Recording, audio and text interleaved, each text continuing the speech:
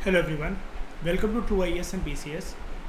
हम लोग fundamental rights की चैप्टर को डिस्कस कर रहे थे और आगे बात करते हैं। हमने अभी तक जो आखिरी टॉपिक करा था वो ये करा था, आर्टिकल 13 एक बात हमसे कहता है कि जो लॉ कॉन्स्टिट्यूशन की बाउंड्रीज को अगर क्रॉस करेंगे तो कोर्ट के पास ये पावर है, दोनों कोर्ट के पास, चाहे वो हाई कोर्ट हो चाहे वो सुप्रीम कोर्ट हो। हाई कोर्ट के पास आर्टिकल 226 के अंतर्गत वो पावर है और सुप्रीम कोर्ट के पास आर्टिकल 32 के अंतर्गत वो पावर है कि किसी भी लॉ अगर कोर्ट को ये लगे कि वो कॉन्स्टिट्यूशन की मर्यादा को लांघ रहा है तो कोर्ट उसे नल एंड वॉइड डिक्लेयर कर सकता है। यहाँ तक हमने पढ़ लिया था। अब एक बचपने पे अपने वापस चलते हैं और हमारी एनसीईआरटीज़ में कॉलम बना रहता था शुरू के पेज में ही, जो मोटा उसका गत्ता होता था इंट्रोडक्शन पेज से भी पहले ही, जबकि मैं कहूँगा कि इंडेक्स के बिल्कुल बगल में फंडामेंटल राइट्स, कभी कभार फंडामेंटल ड्यूटी, और वो लिखे रहते थे। तो हम उसको देखकर नज़रअंदाज कर देते थे या फिर हम इतने छोटे थे कि हमें समझ में नहीं आता था कि ये सब चीज़ें लिखी क्या हुई हैं। तो कुछ इसी तरीके का आपको यहाँ पर एक टेबल दिखेगा जिसमें बेसिक तरीके से सबसे पहले फंडामेंटल राइट्स क्या क्या हैं, उनके नाम क्या हैं, कौन से आर्टिकल में कौन सा फंडामेंटल राइट कवर्ड है, ये चीज़ें आपको दिखेंगी। So let's start. Right to equality, पहला फंडामेंटल राइट आर्टिकल 14 से 18 तक कवर होता है। यानी कि एक बात याद रखना, इसके अंदर कितने आर्टिकल हैं? 5 हैं। 14, 15, 16, 17, 18। ठीक है। अब जो 14 है उसका नाम क्या है?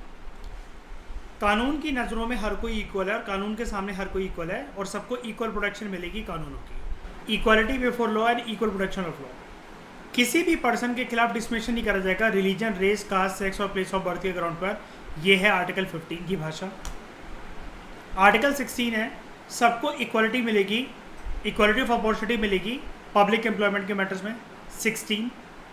17 है अनटचेबिलिटी, छुआछूत और उसकी प्रैक्टिस को प्रोहिबिट करा जाएगा, अबॉलिश करा जाएगा, आर्टिकल 17। और एकेडमिक और मिलिट्री टाइटल्स के अलावा जितने भी टाइटल्स जो कि आप महान बनने के लिए या सोसाइटी में किसी और को नीचा दिखाने के लिए अगर यूज़ करते हो तो उन सबको अबॉलिश करा जाएगा, आर्टिकल 18। जैसे पुराने ज़माने में राय बहादुर, खान बहादुर, ये सारे जो टाइटल लगते थे ये सारे हट गए हैं। ज़मींदार, लैंडलॉर्ड्स वगैरह यूज़ करते थे और ये टाइटल समझ के कोई समझ जाता था कि हाँ एक बड़े दर्जे का आदमी है, लेकिन वो टाइटल उसने कहीं से कमाया नहीं है, नेशन स्टेट ने उसको नहीं दिया है या उसको अपनी एक्सीलेंस की वजह से नहीं मिला है। देखो, 2 स्टेटस होते हैं। साइकोलॉजी कहती है, जब हम पढ़ेंगे एथिक्स और साइकोलॉजी में तब हम पढ़ेंगे कि 2 प्रकार के स्टेटस होते हैं। एक होता है अचीव्ड, आप आईएएस अचीव करोगे, ये टाइटल ये आप अचीव करोगे। एक होता है एस्क्राइब्ड। एस्क्राइब्ड मतलब जो आपको दिया जाता है। पॉलिटी की लैंग्वेज में एस्क्राइब्ड स्टेटस आपको नेशन स्टेट देती है, लेकिन ये डिराइव हमेशा अचीवमेंट से ही आता है। आप बहुत अच्छा डांस करते हो, गाना गाते हो या कुछ भी करते हो तो आपको हो सकता है अलग अलग क्या कहते हैं, जो डांस की फील्ड में, म्यूज़िक की फील्ड में जो अवार्ड्स मिलते हैं, या फिर आपने कोई महान कार्य करा तो भारत रत्न आपको मिल रहा है या कुछ भी ऐसा अवार्ड मिल रहा है। ये टाइटल्स आप यूज़ कर सकते हो एकेडमिक वाले या जो आपने अचीव करे हैं या एस्क्राइब्ड, अगर एस्क्राइब करे गए नेशन स्टेट के द्वारा। वैसे अगर मैं पॉलिटी को यहाँ से रिमूव कर दूँ तो एस्क्राइब्ड स्टेटस वो स्टेटस होता है जो जर्नली पर्सन को उसकी सीनियरिटी की वजह से दिया जाता है। यानी कि अगर कहीं पर कोई डिसीजन मेकिंग की बात आ गई, हो सकता है पर्सन जो कि उस ग्रुप में सबसे बड़ा या सबसे बुजुर्ग, सबसे सीनियर हो, उसको इतनी अकल ना भी हो बोलने की, उस मैटर के बारे में घंटा कुछ ना जानता हो, लेकिन सारे लोग जो कि उससे उम्र से छोटे हैं वो सब लोग एक बात ये ज़रूर कहेंगे कि एक बार ज़रा अंकल से भी पूछ लो या सर जी से भी पूछ लो, ये उम्र में बड़े हैं, सबसे अनुभवी हैं हमारे ग्रुप के बीच में। अनुभवी का मतलब ये नहीं होता कि हर किसी के पास प्रेजेंस ऑफ माइंड हो, लेकिन क्या छोड़ो, ये हमारे डिबेट का टॉपिक नहीं है। एस्क्राइब्ड वर्ड अगर पॉलिटिकल साइंस में आ जाए, जनरली जो लेमैन लैंग्वेज के अंदर यूज़ करा जाता है ना, वो सीनियरिटी की वजह से भी करा जाता है। ये वाली बात यहाँ पर बताना आपको इसलिए भी ज़रूरी थी क्योंकि एथिक्स में ये एक जगह आपको काम आएगी। ये 2 तरह के स्टेटस मैं आपको बताऊँगा, ठीक है। नेशन स्टेट जो है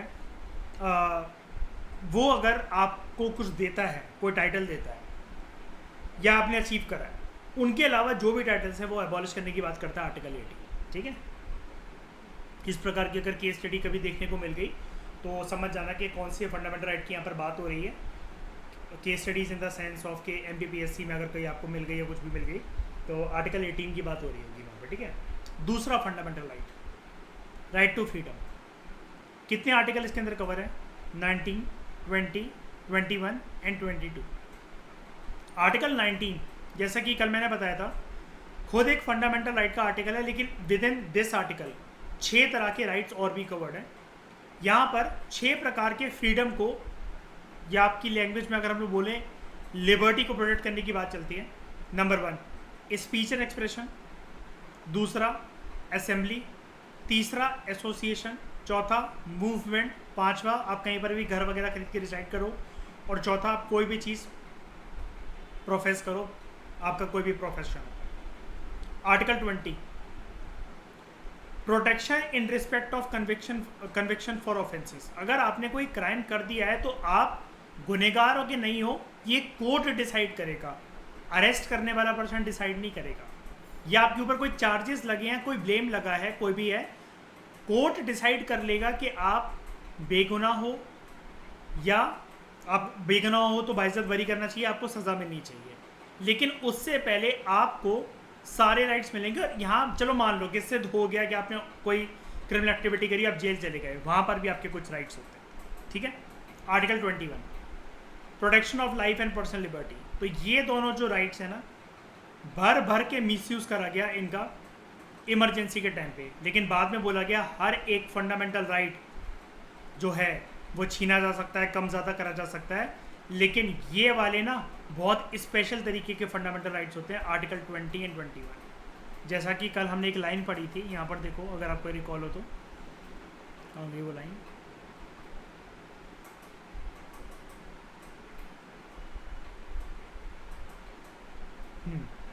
हर एक फंडामेंटल राइट को नेशनल इमरजेंसी जब भी देश में लगेगी under article 352, I repeat under article 352 national emergency, सारे फंडामेंटल राइट को सस्पेंड करा जा सकता है एक्सेप्ट आर्टिकल 20 एंड 21। तो जब भी खुद भी रीड करा करो ना तो बार बार ऐसे बुक और PDF आगे पीछे करके देख लिया करो।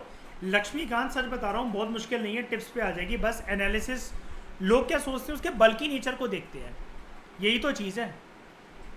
जो दिखता है वो होता नहीं, और जो होता है वो दिखता नहीं है। Laxmikanth easier return on investment इसका बहुत बढ़िया है। एक बार बस पढ़ने की इसकी कोई कला और ट्रिक सीख जाए बस। उतना लोगों में पेशेंस नहीं होता, उनको भागना होता है जल्दी।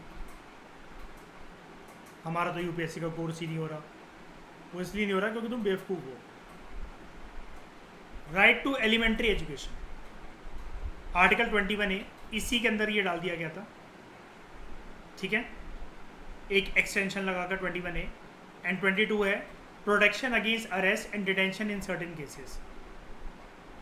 आपको जब भी पुलिस अरेस्ट करने आती है, अरेस्ट का रीज़न देगी, अरेस्ट करने के बाद 24 आवर्स के अंदर मजिस्ट्रेट के सामने आपको पेश करा जाएगा। और एक होता है, एक आपको मैं चीज़ पढ़ाऊँगा वैसे इमरजेंसी के टाइम पे, पोस्ट इंडिपेंडेंस में, या इसमें भी पढ़ेंगे हम लोग इसको वैसे तो।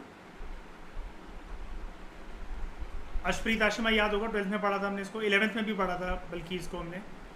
प्रिवेंटिव डिटेंशन, कभी कभार शक के बेसिस पर ना किसी को अरेस्ट कर लिया जाता है। स्टेट के पास ये पावर होती है, कॉन्स्टिट्यूशन देती है पावर, लेकिन कुछ हर केस के अंदर नहीं कि भाई मुझे तेरे पे शक लग रहा था, आजा चल त्याड़ घुमा कर लाता हूँ तेरे को। इलेक्शन का कोई माहौल हो, वहाँ पर कोई गुंडा क्रिमिनल वगैरह जो अभी जेल से छूट कर आया और सबको अगर लगे कि ये कुछ मिस्चीवियस बन सकता है, इसकी हरकतें कुछ ऐसी हो सकती हैं, तो भले ही वो जेल से रिहा होकर छूट कर आया हो, लेकिन उसको पकड़कर दोबारा पुलिस अरेस्ट कर सकती है सिर्फ उतने टाइम पीरियड के लिए जब तक उस एरिया, उस रीजन में वो एक एक्टिविटी जिसमें ये शक था कि ये कुछ ना कुछ गड़बड़ कर सकता है, वो एक्टिविटी या वो इवेंट या वो ओकेशन ख़त्म ना हो जाए, तब तक इसको जेल में रखा जा सकता है। प्रिवेंटिव डिटेंशन, जैसे बड़े सारे लीडर्स को अरेस्ट में डाल दिया गया था अभी कश्मीर में, याद है आर्टिकल 370 जब एब्रोगेट हुआ था, महबूबा मुफ्ती, मोहम्मद सैयद, उमर अब्दुल्ला वगैरह की फैमिली को, सुना होगा ये चीज़, जानते होगे। 6 महीने के ये लोग इस पर रहे हैं। ये प्रिवेंटिव डिटेंशन ही था और कुछ नहीं था, कोई गुनाह थोड़ी ना करा था उन्होंने, लेकिन नेशन स्टेट से वो आर्ग्यू भी नहीं कर सकते हैं। हाँ ये चीज़ है कि फिर ना ह्यूमन राइट एक्टिविस्ट या इंटरनेशनल मीडिया वगैरह बस ये आवाज़ उठा सकते हैं, लेकिन उन सब चीज़ों से फ़र्क नहीं पड़ता। मेरे दरवाजे पे मीडिया आ जाए तो क्या मेरे को जो करना होगा मैं करूँगा नहीं क्या? कि जस्ट मीडिया सवाल पूछेगी तो मैं रुक जाता हूँ, तो पूछ लो। मीडिया वालों को भी बिठा लेंगे कल को, कैमरा कब तक ऑन रहेगा। Right against exploitation, article 23 and 24, दो आर्टिकल हैं। Provision of traffic in human beings and force labour, जबरदस्ती आप बंधुआ मजदूरी किसी से करवा नहीं सकते, और इंसानों को बॉर्डर के इर्द गिर्द या with in the domestic frontier बेच नहीं सकते। ठीक है, कि लड़कियों की सप्लाई चल रही है या बच्चों की सप्लाई चल रही है, ये सब नहीं होना चाहिए। ट्रैफिकिंग नहीं होनी चाहिए ह्यूमन बींग्स की। बच्चों की एम्प्लॉयमेंट फैक्ट्रीज के अंदर या सेंसिटिव केसेस के अंदर कभी कभार विमेन की एम्प्लॉयमेंट भी, स्पेशल किसी बच्चों की तो हर जगह ही, मतलब घर पे आप काम की तरह इनको नौकर के तौर पे नहीं रह सकते। पटाखों की फैक्ट्री में इनसे काम नहीं करवाना है। बैंगल मेकिंग प्रोफेशन में, जैसे फिरोज़ाबाद में बहुत सारे चूड़ियाँ वगैरह बनती हैं, कुछ भी ऐसी जगह है, कुछ भी, मतलब फिरोज़ाबाद तो एक एग्जांपल के लिए आपसे कह रहा हूँ, कुछ भी ऐसी जगह है बच्चों से काम नहीं करवाया जाएगा, वो एम्प्लॉयमेंट नहीं करेंगे। ठीक है, article 24। Right to freedom of religion, कितने आर्टिकल्स हैं इसके अंदर? 25, 26, 27, 28। Freedom of conscience and free profession practice and propagation of religion, आप जिस मर्जी देवी देवता को फॉलो करो, फॉलो करना भी है कि नहीं करना है वो भी कर सकते हो, और अपने धर्म वगैरह का प्रचार आराम से आप कर सकते हो। आर्टिकल 25। आर्टिकल 26, आप अपने रिलीजियस अफेयर्स को आराम से मैनेज कर सकते हो। कोई आपने मंदिर बना रखा है, मस्जिद बना रखा है, गुरुद्वारा बना रखा है, या जो भी आपके रिलीजियस अफेयर कस्टम्स वगैरह हैं, आप उनको आराम से मेंटेन करके चलो। अगर इस प्रकार का कोई भी रिलीजियस स्ट्रक्चर है, आपको टैक्स वगैरह नहीं देना पड़ता। अगर आप गुरुद्वारा खोल के बैठ जाओ, मस्जिद आपने बनवाया या कोई गली के किनारे कोई मंदिर बनवाया, आप AC वगैरह, बिजली वगैरह जितनी मर्जी यूज़ करो, कोई पैसे नहीं देने आपको।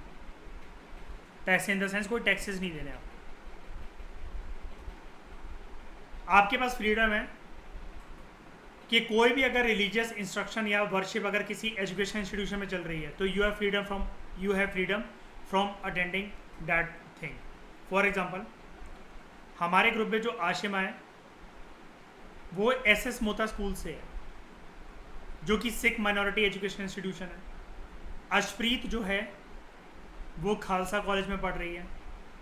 मैं हिंदू कॉलेज में था, लेकिन हिंदू कॉलेज का मतलब ये नहीं था कि वो हिंदू लोगों का है, लेकिन उसके सामने कॉलेज था सेंट स्टीफेंस, रोड क्रॉस करते ही। ये सारे रिलीजियस माइनॉरिटी एजुकेशन इंस्टीट्यूशंस हैं। ये हो गया स्कूल और बाकी दो कॉलेजेस। ऐसे ही एक और है DU का एक और कॉलेज, जीसस एंड मैरी। अब मान लो फॉर एग्जांपल आशिमा के स्कूल में गुरु गोविंद सिंह की पूर्णिमा पर कोई एक पोड़ियाँ चल रही हैं, या उनके कोई वचन या वो मतलब असेंबली में बताए जा रहे हैं बच्चों को। मैं अगर सरदार नहीं हूँ ना, या मेरा अगर इंटरेस्ट नहीं है, मैं छोड़कर आ सकता हूँ उसको, और कोई मुझे फोर्स नहीं कर सकता। I have freedom from attending religious instruction. कोई थोप थोड़ी सकते, भाई मेरा मजा ही नहीं आ रहा है, इंटरेस्ट ही नहीं बन रहा मेरा, तो ये थोड़ी ना कि रिस्पेक्ट है भाई, दिल में नहीं सुनना मुझे बैठ के यहाँ पर उनकी बातें, जबरदस्ती थोड़ी ना सुनवा लोगे, ये चीज़ है। Cultural and educational rights, article 29 and 30। Protection of language, script and culture of minorities, article 29। इसको प्रोटेक्शन दी जाएगी। अब सरकार को बोलो, और सरकार की अगर नज़रों में वो लैंग्वेज स्क्रिप्ट जिसके बोलने वाले स्पीकर्स बहुत कम रह गए हैं, या ऐसी लैंग्वेज स्क्रिप्ट की या कल्चर की जनसंख्या बहुत कम बची है, सरकार अच्छी तरीके से प्रोटेक्शन देती है। और माइनॉरिटीज़ के बाद राइट्स होता है to establish and administer education institutions of their choice, article 30। यही वाली बात जो मैं ऊपर लिख चुका हूँ, इसी को घुमाकर यहाँ पर ले जाओ, तो यही है minority education institutions. SS Mota Khalsa, SS Mota school, Khalsa College, Saint Stephen's College, Jesus Mary, या फिर जामिया मिलिया को आप कह सकते हो, ये सारी चीज़ें। ठीक है, इनके पास एक राइट भी होता है, हम वैसे पढ़ेंगे। इनके पास एक राइट ये भी होता है कि अपनी रिलीजियस बैकग्राउंड से आए हुए लोगों को एक कोटा भी दे सकते हैं। ठीक है, जैसे क्रिश्चियंस का quota Saint Stephen's Jesus Mary में होता है, ऐसे ही सरदारों का सिख कोटा होता है खालसा में, एसएस मोता स्कूल वगैरह में आराम से एडमिशन होना, या कुछ percent of seats fix reserve होना, ये सारी चीज़ें होती हैं। ठीक है, ये इसलिए भी करा जाता है कि भाई उन्होंने इस्टेब्लिश करा, उनके वो माइनॉरिटी में है, उन रिलीजियस इंस्टीट्यूशन ने इस्टेब्लिश करा है, और संविधान उनको ये मौलिक अधिकार देता है कि वो कर सकते हैं ऐसा सीट्स रिजर्व वगैरह। ये नहीं लेकिन 100% कर दी, उसके भी कुछ प्रावधान होते हैं। सबसे डिस्प्यूटेड चीज़ जो होती है लिखना और इंटरव्यू में बोलना, वो होती है कोटा, या जिसको अगर आप रिजर्वेशन की बात करो। इसका आंसर लिखते वक्त कभी भी अपनी अंडरस्टैंडिंग को यूज़ मत करना, अपने दिमाग को यूज़ मत करना, जब तक आपको सारे प्रोविजंस, कॉन्स्टिट्यूशन, लीगल बातें सारी पता ना हो। अपनी मर्जी से कभी वो मत लिखना, क्योंकि अगर फॉर एग्जांपल जीएस पेपर 2 में कोटा के बारे में या रिजर्वेशन के बारे में कोई एक आंसर है, आपने अंडरस्टैंड उसको अपनी मर्जी से लिख दिया, एग्जामिनर आया, वो आपको 110 नंबर अभी तक आपके बन रहे थे, 18वें क्वेश्चन पे पहुंचा, उसने देखा कि आपकी ये थिंकिंग है, आपको ये नॉलेज है, वो इन सब में मार्क्स, आपको तो पेपर मिलना नहीं है, इन सब में मार्क्स आपको 55 नंबर देकर चला जाएगा वो, और आप उस साल लिस्ट से बाहर। इसलिए यूपीएससी बड़े बार जहाँ पर वो स्टूडेंट्स को चेक करना चाहता है, जीएस पेपर 1 के अंदर वो सोसाइटी में ऊट पटांग चीज़ें पूछता है, सेकुलरिज्म के क्वेश्चंस, पीस, टॉलरेंस, इन सब के बारे में। जीएस पेपर 2 में वो ऐसे ही फंसा देता है सुप्रीम कोर्ट की वर्डिक्ट और इन सब में, कभी कभी कानूनी बातों में, या फिर ये जो गवर्नेंस वाला एंगल होता है इन सब बातों में। जीएस पेपर 3 के अंदर फंसाने का स्कोप वैसे तो कम होता है, लेकिन ये जो कनेक्शन आजकल यूपीएससी पिछले 5 साल से बिल्ड करने लगा है कि इंक्लूसिव ग्रोथ और पॉवर्टी के बीच में बताओ, सस्टेनेबल डेवलपमेंट गोल और इसके बीच में बताओ, एक ये। और जीएस पेपर 4 में केस स्टडी जो होती हैं उसमें आपकी मोरालिटी, एथिकलनेस और साइकोलॉजी चेक होती है। इसलिए कई लोग मुझसे पूछते हैं कि आप साइकोलॉजी क्यों पढ़ाते हो। ये वाली बात आपको थोड़े महीनों में रियलाइज़ होगी कि साइकोलॉजी अगर नहीं पढ़ाते तो एथिक्स समझ में ही नहीं आती।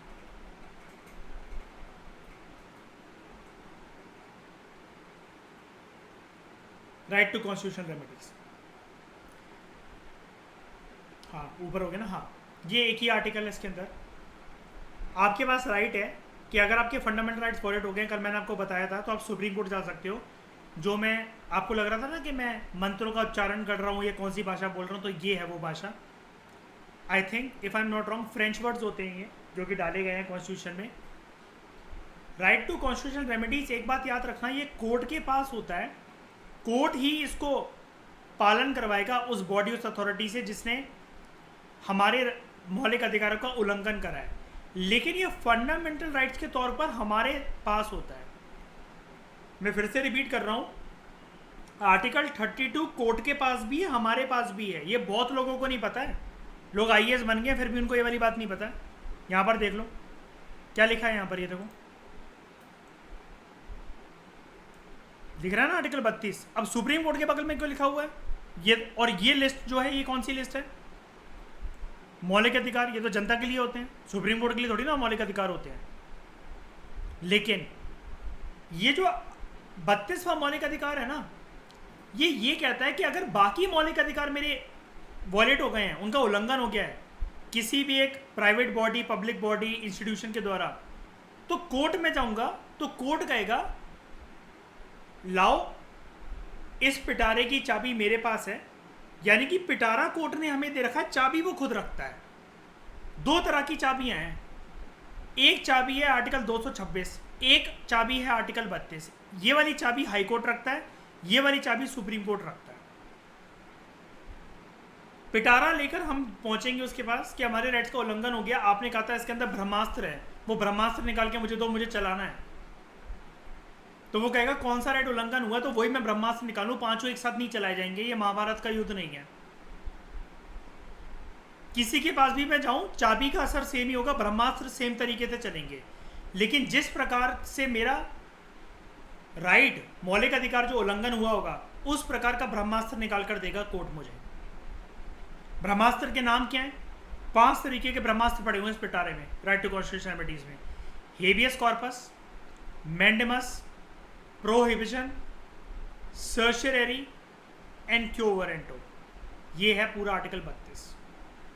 ये वाली बात याद रखना, ये आपको कोई भी नहीं बताएगा। कोई भी नहीं बताएगा। जो मैंने आज ये बताई ब्रह्मास्त्र और पिटारे वाली बात, मतलब एक कनेक्शन था, बताने का तरीका था। ये भी क्वेश्चन आ सकता है कल को, ऐसा कौन सा ऐसा राइट है जो सिटीजन एंजॉय तो करते हैं लेकिन इंप्लीमेंट नहीं कर सकते खुद से। बंदा बैठ के सोच रहा वहाँ पर यार 12 13 14 15 16 17 35 तक तो गिनती खत्म हो जाती है फंडामेंटल राइट की। कौन सा फंडामेंटल राइट है यार? 32 है, 32। ठीक है,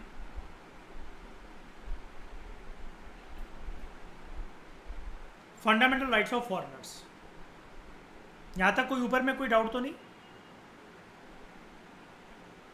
20 में डाउट है क्या? 20 मतलब हाँ अभी आएगा आगे, उसको छोड़ दो। टेबल में मैंने पढ़ा है पूरे, एक एक इतना पढ़ाऊंगा कि बोर हो जाओगे। अक्टूबर मिड हमारा या ऑलमोस्ट अक्टूबर हमारा इन्हीं 3 चैप्टर्स पे निकलने वाला है। ठीक है, 20 वैसे था क्या? 20 एंड 21 ना, जो छीने नहीं जा सकते। वही, अगर आप गुनहगार भी हो किसी चीज़ का तो ये मतलब थोड़ी ना कि आपको यार मतलब आपने कोई क्राइम कर दिया। क्रिमिनल के भी तो लेकिन कुछ राइट्स होते हैं। अरे यार इसको ऐसे समझ जाओ, जब भी मुझे ऐसी चीज़ें समझ में नहीं आती ना, मैं अपना दिमाग मजाक की मोड में ले जाता हूँ। कि एक मूवी देखी है सलमान खान को, जब वो जेल में बंद कर देते, जैकलीन फर्नांडिस उसे लेने आती है, वो कहते हैं सर क्रिमिनल के भी तो राइट्स होते हैं सर। चिल्लाता ना अंदर पीछे से, वो कहते सर पकड़ के बैठा होता है वो बेचारा इंस्पेक्टर। यही चीज़ है, ये यही चिल्ला रहा था कि सर आर्टिकल 20 भी तो है मेरे पास सर। यही है, मजाक मोड पे ले जाया करो अपने दिमाग को, अपने आप ही चीज़ें याद आ जाती हैं। पिक्चरें देखा करो, पिक्चरें जो नहीं देखता वो भिखमंगा है इस क्लास के अंदर।